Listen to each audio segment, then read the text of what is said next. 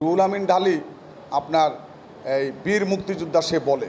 আমি আমার দলের ঊর্ধ্বতম কর্মকর্তাদের কাছে আমি খুব ছোট একটা কর্মী হয়ে এ দলের আমি আবেদন রাখব, সে কতটুক মুক্তিযোদ্ধা এটা যেন রাষ্ট্রীয়ভাবে এটা যেন যাচাই বাছাই করে, যেন এই জিনিসটা দেখে। আমরা জানি আওয়ামী লীগ পিরিয়ডে অনেকেই ভুয়া মুক্তিযোদ্ধা হয়েছে এবং অনেকে ধরাও খাইছে।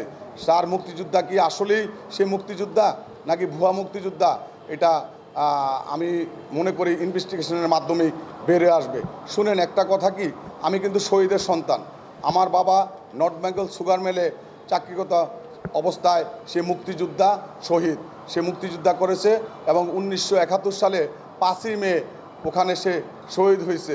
আমরা শহীদের মর্যাদা পাই না, কিন্তু ভুয়া মুক্তিযোদ্ধারা মুক্তিযোদ্ধা সেজে সরকার থেকে, গত এই ফেসিবাদ সরকার থেকে অনেক প্লট, অনেক টাকা, অনেক ভাতা নিয়েছে।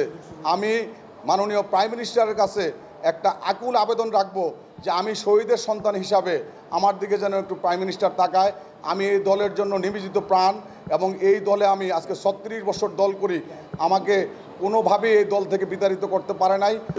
আমি বলছি, আমি যদি আমার শহীদের ভাতা খাই তাহলে আল্লাহ বেহেশত নসিব করুক, ম্যাডাম খালেদা জিয়ার থেকে খাবো, আর নলে জননেতা তারেক রহমান থেকে খাবো।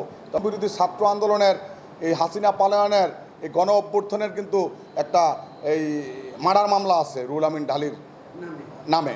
এই মার্ডার মামলা কিন্তু এই শাহবাগ থানায় আছে।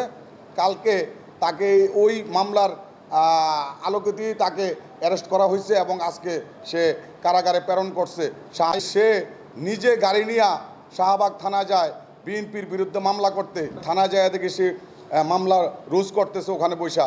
পরে বললাম যে আপনি 5 তারিখে যেই গণ অভ্যুত্থান ওই ছাত্র হত্যার মামলার আসামি, আপনি 200 কত নম্বর আসামি হয়ে আপনি কীভাবে এজাহারভুক্ত আসামি হয়ে আপনি বিএনপির বিরুদ্ধে এই শাহবাগ থানায় মামলা করতে আসলেন?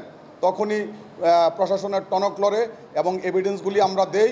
তখনই প্রশাসন ঊর্ধ্বতম কর্মকর্তাদের সাথে আলাপ আলোচনা করে রাত্রে 3টার দিকে তাকে অ্যারেস্ট করে লকআপে ঢুকাইছে।